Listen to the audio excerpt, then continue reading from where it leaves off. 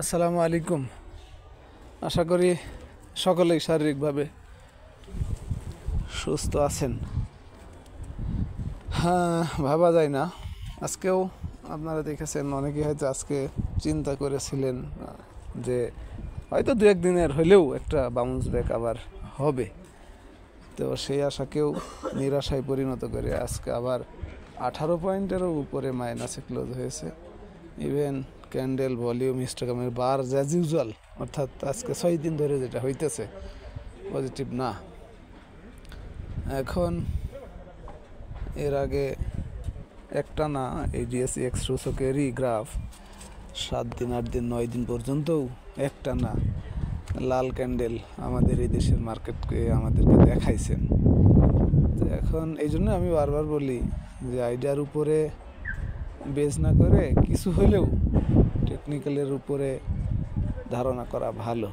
এমনি আইডিয়ার উপরে বেস করে তো দেখছি আমরা 1 লাখ টাকা, 30,000 টাকা আছে অনেকের, অর্থাৎ 30% আছে, 70% লস। তো সুতরাং টেকনিক্যাল অ্যানালাইসিসের উপরে বেস করলে হয়তো এত লসটা হয় না। তো যাই হোক, আমি ওইদিকে যাইতেছি না। এখন কথা হলো যে মার্কেট 5,056 যে ইয়েটা গতকালকে বলছিলাম সাপোর্ট, সেটিও কিন্তু আজকে নিচে চলে গেছে, দেখতেই পাচ্ছেন। এখন কিন্তু সেই যেটা নিচে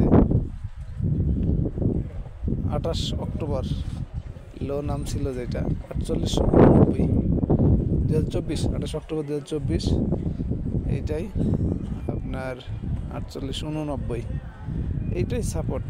এখান থেকে খুব দ্রুত গতিতে একটু ঘুরছিল।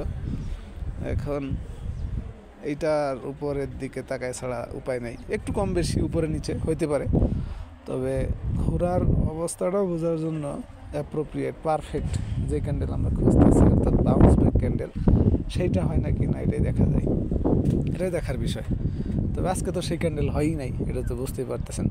সেই ক্যান্ডেল যেদিন হবে ওই দিন বলতে পারবো যে আজকে এই ক্যান্ডেল হয়েছে। তো সুতরাং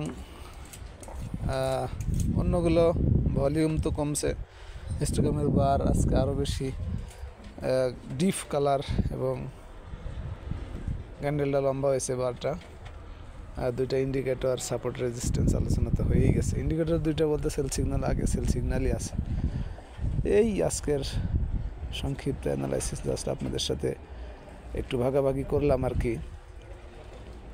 তো কন্টিনিউ করলে অবশ্যই ভালো হইলে বা বাউন্স ব্যাক ক্যান্ডেল হইলে কিছু ধারণা তো অবশ্যই টেকনিক্যালের উপর থেকে কাছ থেকে নেওয়া যাবে, অন্যান্য বিজনেস পলিসি মেকিংয়ের পাশাপাশি। আশা করি বুঝতে পেরেছেন। ভালো থাকবেন, ধন্যবাদ সবাইকে। আসসালামু আলাইকুম।